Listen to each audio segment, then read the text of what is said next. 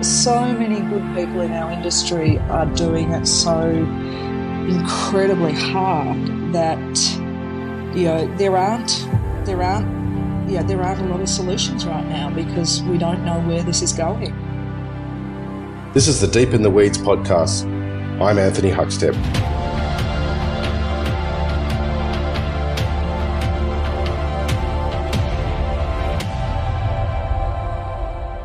Things are never as bad as they seem. It's something a close friend often says to me whenever the chips seem stacked against me. The emotional uncertainty that entwines us all right now with this pandemic suggests otherwise, but stories of hope, of human spirit are creeping back into our lives. The final toll it takes on the food sector is hard to ascertain, but we know it will be significant. And our regional restaurants that provide a platform for local producers and rely on the custom of travellers are dwindling, but they're not giving up.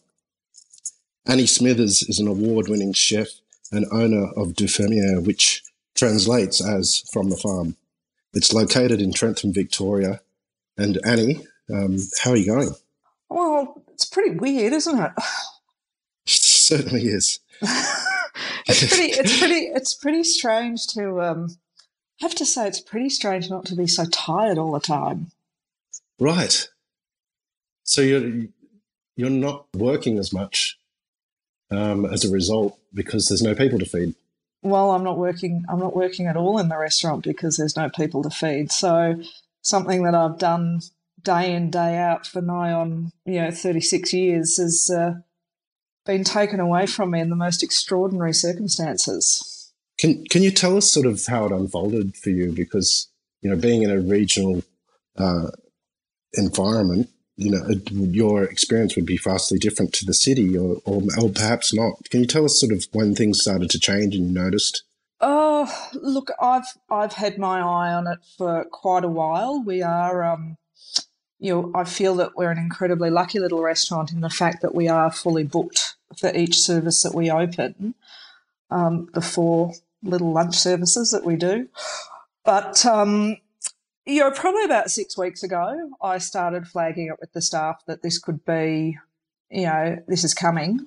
And, then the next week the stock market started to soften. And generally, when that happens, we know that some of our customers fall away because a lot of their income is tied up with how the stock market is performing. And then the week that we were going to go about our normal business, and it just got called that we can't do it. So we just rang everybody in the book for the next 4 weeks, and we'll see how long it takes. Yeah, and I guess you're reliant on people's ability to travel, which almost rules out takeaway, I guess, in a way for you. I mean, what have you done so far with the restaurant to try and sort of adapt to the situation? And how's it affected your staff? We just closed. Right. Well, we just closed and nobody's got any work. So it's pretty brutal. I think one of the things about my shop is that we're very small. So I have brought the business model down to something that is the most sustainable for my existence, because I also grow a lot of the food that we use in the restaurant. Well, let's have a look at that. Can you paint a picture of what that entails? What that entails is working about 2 acres of land to grow fruit and veggies for the restaurant. The restaurant operates on a fixed menu type setup, so we have we actually have a great model where there's no wastage. We're full. We don't waste man hours. We don't waste food because it's a set menu. And you have a very different connection to it when you actually grow it. Wastage is something that is, something that you take very seriously because you've watched these things grow from seeds or seedlings. And how has it impacted on your staff? Like you said, you had to let all of them go, but they're all living in the same area as well. And what have you done to manage that situation? Well, they're all living locally. I did a risk assessment on who who needed specific help before we closed it all down in case there was anything that was worthwhile manufacturing to, make income for them. And we all decided as a team we'd sit it out and work on the premise that the best case scenario is that we have a strong business to come back to, as opposed to bleed what little resources there are at the beginning and then maybe jeopardise what we have to come back to.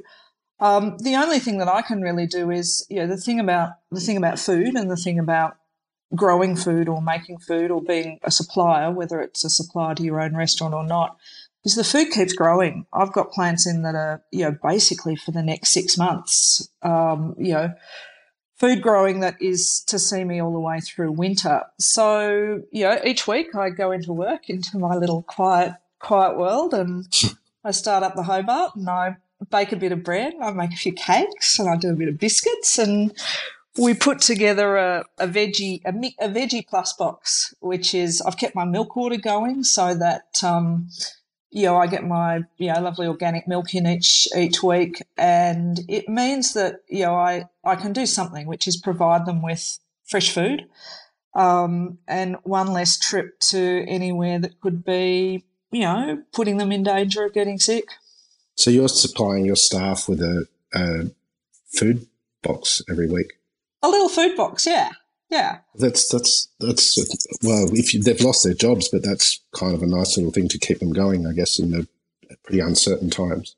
Well, initially, one of the things that we did look at was doing veggie boxes, to sell to the general public, and it really sort of blew my brain out a bit. Sort of, what I usually used to take into the restaurant, put on the entree, put on the main course, using the dessert. When you actually start splitting it up across 15 veggie boxes, it doesn't go very far. So, families eat a whole lot of food. Well, that's true, and I think a lot of people are eating a lot of food right now because they can't get outside. So I think definitely people are going to be putting on weight, if anything. Well, they are eating a lot of food, but I think one of the really it's hard to say one of the lovely things to come out of this because, it is a dire worldwide situation. But I think people will be cooking at home and just spending more time on it. The whole feeling of cooking at home is very different. There's a lot of families out there that have the chef parent or the chef person suddenly at home at all hours of the day, cooking breakfast, cooking lunch, cooking dinner, because that's what they do. And, we're probably making our families eat a little bit too much. Yes. Now, you've got your foot in sort of both camps in the sense that you are a chef and a restaurateur, but you're also growing the produce. And I know you're very passionate about producers and suppliers, and they're sort of like, they're not as in the limelight as chefs, but they've been hit pretty hard too. But I know talking to you the other day, you were saying one of your suppliers has cut down to 3 days. And do you want to tell us a bit about what's happening with suppliers as well? Yeah, there's, a bit like the vegetables. It's, stock doesn't stop growing, whether it's lamb, whether it's goat, whether it's beef, whether it's vegetables, fruit, all of this stuff, needs picking, needs selling. Or, on the meat side, needs slaughtering. The duck industry, Great Ocean Road ducks, they do their ducks in about 14 weeks. They'll have 14 weeks of ducklings coming along.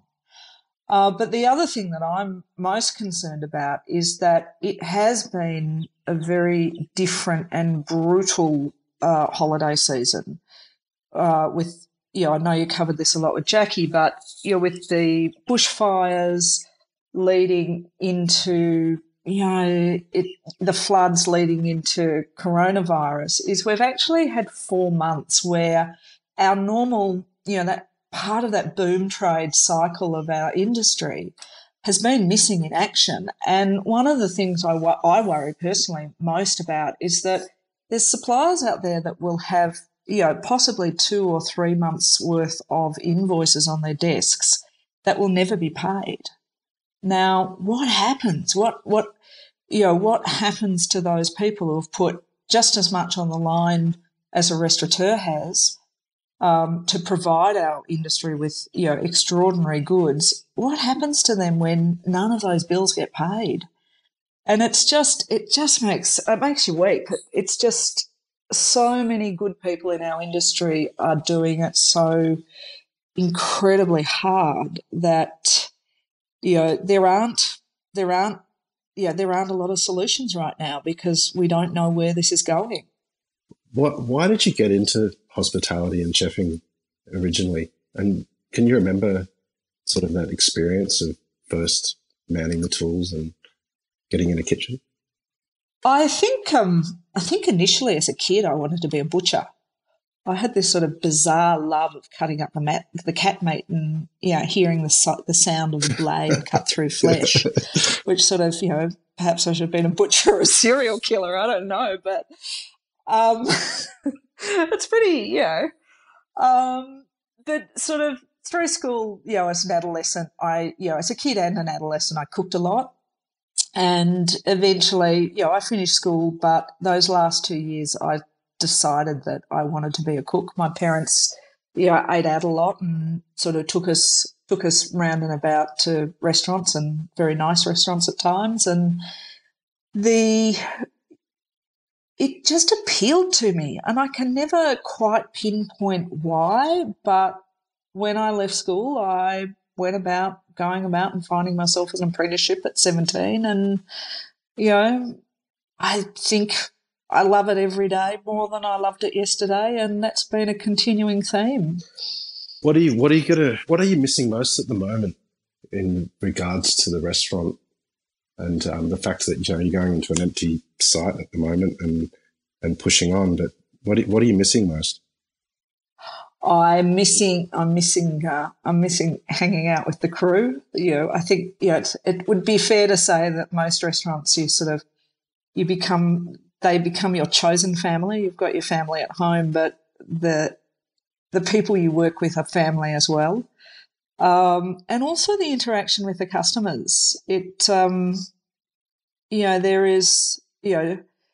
There's that beautiful joy of what we provide for people. This is what we do. We have them for 2-3 hours of their life, and it's our job to nourish them and nurture them and love them. And it's that sense that I'm really missing. Initially, I thought I was just missing my ego being stroked, but I think it's a little bit. I think it's a little bit more wholesome than that. But that's good to hear. That is good to hear. So I know that we're sort of at the whim of the regulations at the moment and the decisions made by the government, and also getting the curve down with this pandemic that's on at the moment. But what's your plan in the next period of time? Well, I spend a lot of time in the veggie garden. I'm very hands on the tools out there now, which is actually delightful.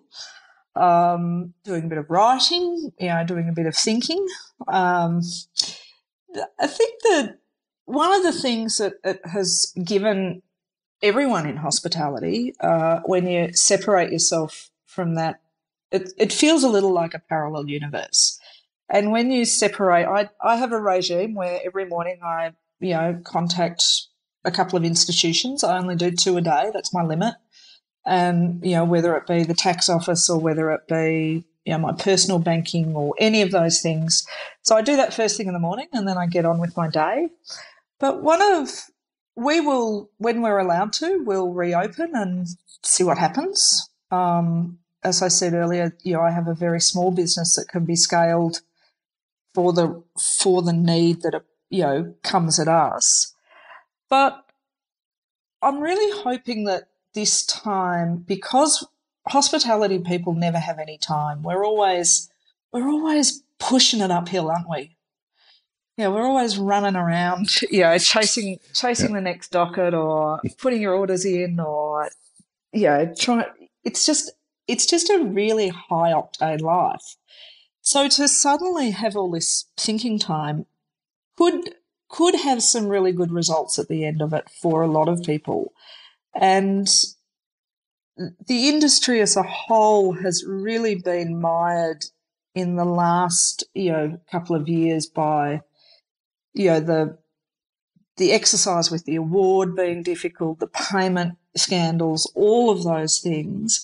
And perhaps this is a time where we can, each of us can give it a great deal of thought in terms of what does the brave new world look like on the other side? Can we construct an industry that is for the new world instead of trying to adapt the old world of hospitality to this new age that's come upon us of sort of remembering that people have families, remembering that people have lives, remembering that they have other commitments, paying a fair day's wage for a fair day's work, and how to structure our businesses so that we look at that when we start again, we look at all of those things with a really clean sheet and say, okay, we're starting from nothing. It's going to be hard, but how do we construct an industry that is fairer and better than the one that we've been forced to leave behind?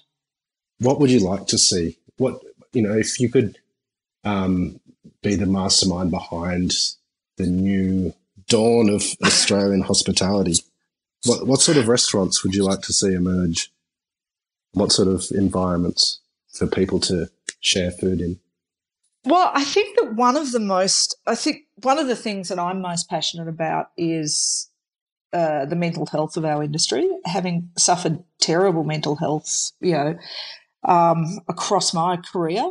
And I think that we need to look – the first thing I think that we need to look at is looking at working hours and say, okay, how can we run restaurants across, whether they be multiple services or single services, where people generally work a standard 7.5, 8 hour day, and how to make that a viable option for business owners, so that the staff is valued and their right to a life and an existence outside of hospitality is also.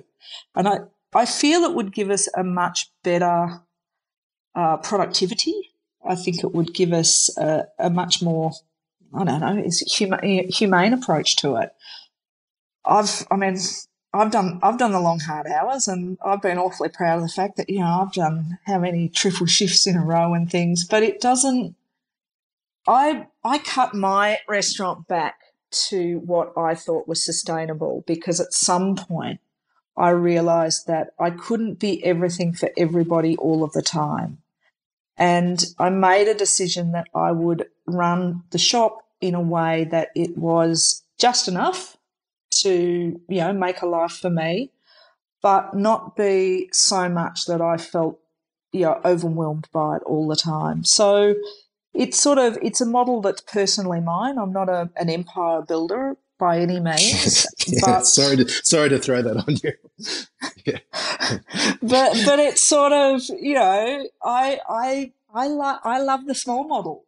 But do you think that's something that we're going to see a lot of? Do you think we're going to see a lot of the smaller operators and sort of, more unique sort of homely offerings that are more particular to certain areas of Australia and communities?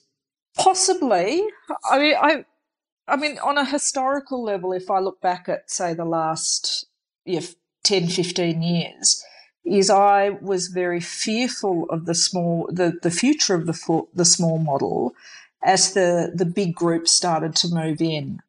And I thought, look, we're never going to survive. We're never going to have the buying power. We're never going to have the ability to keep up with these big groups that can afford, big fit outs, big media campaigns, all of those things. But it seems like the balance has actually settled a bit, and there is a different mentality in an owner-operated business, definitely, than one that is across many, many things. So it will be, I think the market will dictate what is needed. People are incredibly cooped up. How long they're going to be cooped up for, we don't know, but they're suddenly rediscovering cooking at home, they're rediscovering whether they can or they can't cook. They're also cooking on rations. So it is I suspect that when the curtain is lifted and we're allowed out again and allowed to operate, is that there won't be an enormous amount of discretionary spending available to the market as a whole. But I feel that hospitality is going to have a little honeymoon period because, there's going to be people out there that are never going to want to eat their mother's spaghetti bolognese ever again. But also that the conviviality of actually sitting down and sharing a meal with friends. And it's going to be so incredibly special when we're all allowed to do that again, because it is we're a herd animal. This is part of who we are and what we are. And that sense of not making any dishes, because I think one of the shortages that will happen soon is dishwasher tablets. B, sitting down for dinner with the same people every single day. So I think that the hospitality has the option, has the capacity to, when we come out of this, is actually really be there for everybody that says, "Oh my God, I can go out and see my friends." So I think we're all missing that. There is, when we see the light at the end, when there is a light, because at the moment we're just in a tunnel. Yeah. It will be hopefully a very bright light, and in the meantime, we keep doing what each of us do. I mean, it's amazing seeing a lot of the city restaurants mobilise themselves to cook for the medics, to cook for the carers. And it's an industry that just keeps giving. Whether, we're on our knees in terms of, we've just been closed, yet we still have the personalities to do extraordinarily generous, beautiful, caring, loving, supporting, nurturing things, which really wraps up who we are and what we are as an industry. I couldn't agree with that anymore. Annie, you've been amazing. Please keep in contact and let us know how you go through the year. But look, really appreciate your time, and hopefully talk to you soon. Thank you so much. This is the Deep in the Weeds podcast. I'm Anthony Huckstep. Stay tuned as we share the stories of Australia's hospo community, suppliers and producers in search of hope during this pandemic. A special thanks to executive producer Rob Locke for making this all happen. Stay safe, isolate and be well.